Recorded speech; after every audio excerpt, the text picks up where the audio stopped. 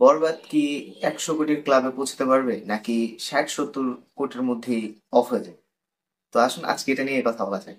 তো হ্যাঁ, ভিডিওর শুরুতে বলছি জাহিদ হাসান, আমরা দেখছেন জাহিদ মুভি পয়েন্ট। আর এখানে আমি আমার পার্সোনাল কিছু রিভিউ, বিশ্লেষণ আর মুভি পয়েন্ট এবং মুভি স্টোরি লাইন নিয়ে কিছু কথা বলবো, যা একদমই বিরাট স্পয়লার মতো হবে। চলো এখন পর্যন্ত 16তম দিনের আয়ের কিছু সংখ্যা রয়েছে, যেটা শুধুমাত্র মাল্টিপ্লেক্সের রয়েছে আমার কাছে, কারণ আমাদের বাংলাদেশে যথাযথ পরিমাণ বক্স অফিস না থাকার কারণে সিঙ্গেল স্ক্রিনগুলোতে যে পরিমাণ ইনকাম হয় সেটা আমাদের জানানো হয় না, আর আমরা জানতে পারিও না। ঠিক আছে? তো যেগুলো মনে করেন মাল্টিপ্লেক্স ইনকাম হয় সেগুলো দিয়ে আমরা আর কি একটা আ- আন্দাজ করা যায় আর কি। সেই হিসেবে যদি আমরা আন্দাজ করতে চাই, আমাদের 16তম দিনে বরবাদের আয় করেছিল প্রায় 39 লাখ টাকা। হ্যাঁ, আপনারা ঠিক শুনতেছেন, 39 লাখ টাকা। মুক্তির 16তম দিনে এসেও বরবাদ 39 লাখ টাকার মতো ইনকাম করছে। তো এভাবে যদি চলতে থাকে তাহলে 100 কোটি ক্লাবে পৌঁছানো খুব সহজ বিষয় হবে। কারণ আজকে 18 তারিখ, 18 তারিখে আমার জানা মতে বরবাদ অন্যান্য বাহিরের দেশেও রিলিজ করা হবে। যে জায়গায় মালয়েশিয়া, দুবাই, তারপর এছাড়াও সিঙ্গাপুর, আলাদা আলাদা স্টেটে, এইসব দেশগুলোতে বাংলাদেশের মুভি অর্থাৎ সাকিব খানের মুভিগুলো রিলিজ দেয়। যেমন তো আজকে 18 তারিখ রিলিজ দেওয়ার কথা, যতটুকু আমি জানি।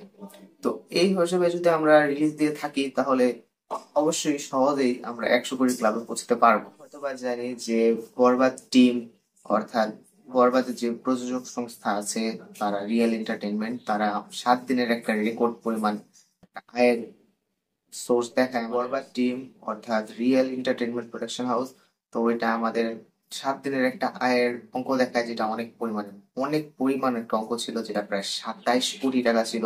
তো যেহেতু আজকে প্রায় 17 দিন বরবাদ থেকে 17 দিন হয়ে গেছে, তো সেই হিসেবে অনেক বিশাল একটা অ্যামাউন্ট হয়তো বা আয় হয়েছে, যেটা আমাদের এখনো বলা হয়নি বা জানানো হয়নি।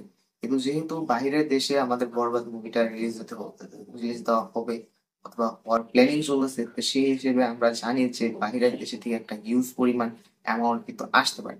কারণ তুফান সিনেমাতেও আমরা দেখছি যে বাংলাদেশের পাশাপাশি কিন্তু বাইরের দেশে রিলিজ হওয়ার পরে তুফান ছবি একটা হিউজ অ্যামাউন্ট কিন্তু কালেক্ট করে আনে। তো সেই হিসেবে যদি বরবাদ মুভিটা বাইরের দেশে রিলিজ করা হয় তাহলে খুব অনায়াসে আমার মতে 100 কোটি ক্লাবে পৌঁছাতে পারবে, এবং এটি হতে পারে বাংলাদেশের প্রথম 100 কোটি ইনকামকারী ছবি। সঠিকভাবে কিছুই তেমন ভাবে বলা যাইতেছে না যে 100 কোটি ক্লাব কি সত্যি পৌঁছাতে পারবে নাকি না।